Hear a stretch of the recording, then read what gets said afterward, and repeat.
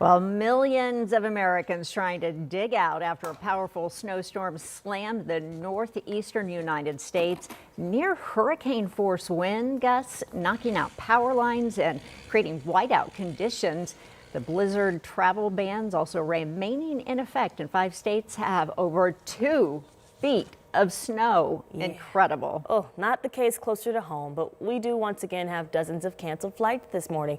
Many of them are trickle-down effect from that storm. So this is a look at the board at the Indianapolis International Airport, where there are more than 30 flights already canceled today. You can see those flights in red. Those are the delays, I believe.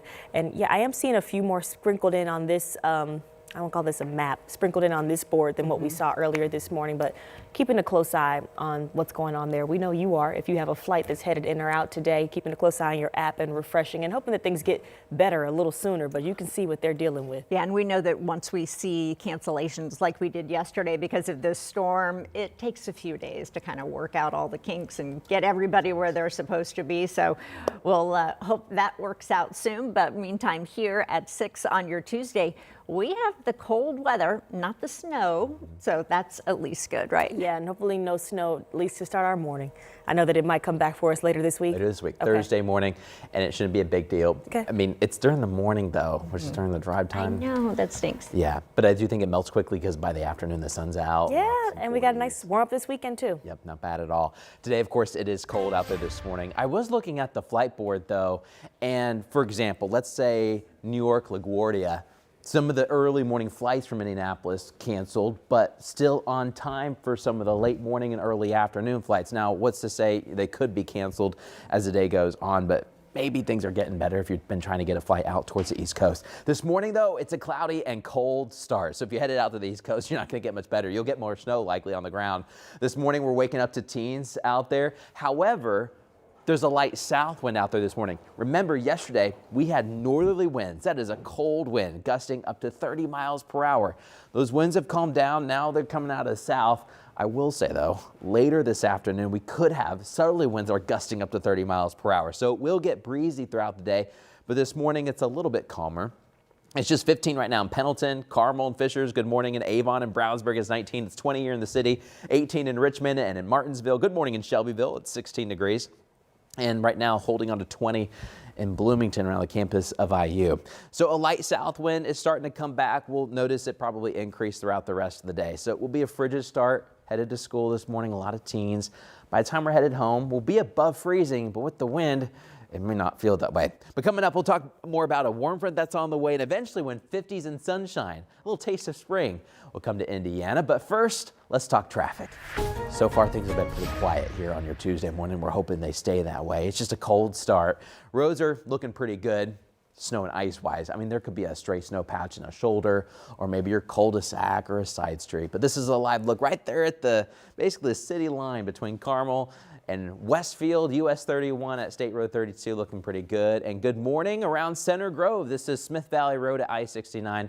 Traffic's moving fine this morning. Julia? All right, glad to see that. Thank you. Well, a shooting involving several teenagers in IMPD is under investigation this morning. The incident now raises the question of what help do teens get after they get involved in situations like this? Anna Chalker is in studio now with how one local group is hoping to target that. Good morning. Good morning, ladies. So the kids enrolled into the Youth Violence Reduction Initiative were involved in non-fatal shootings, and they now face various charges. And the coordinators tell us they're focused on helping those kids move past that and get them on the right path. And since its creation this fall, 24 kids have been enrolled. And one of the coordinators tells us kids are recommended by judges, and just last Sunday alone, 5 were enrolled in the program. Mentors will use tools like therapy, mentorship, and education, and even try to get them enrolled back into school if they've dropped out. And while there is a big focus on getting kids back on the right foot, there's also another one on parents. This program is attached to the parents. I always tell people that if you can't get to the parents, you can't get to the kids. They need to enter into the program, which we're offering them as a lifeline, or their kids will end up in jail or dead, and then they can make a choice. So far, 12 parents are also enrolled in this program, and with them, mentors hope to encourage more love in the household, more working relationships with these kids, really trying to mend a lot of that And we actually spoke with one of the teens that's in this program talking about, his past, unfortunately, dealing with the death of both his dad and brother. So that kind of became a trickling effect to some other things in his life. But he says it's time to turn that around and move past those moments. He just wants to get better. So we'll share some of that coming up and what he's just accomplishing now and hoping to accomplish here soon. Thank you for sharing that, Anna. Thank you.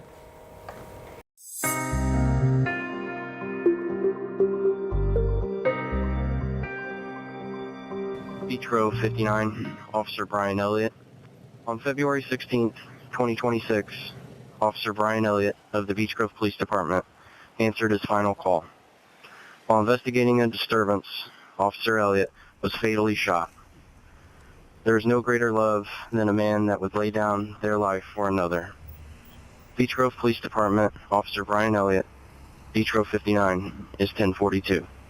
He has gone home for the final time.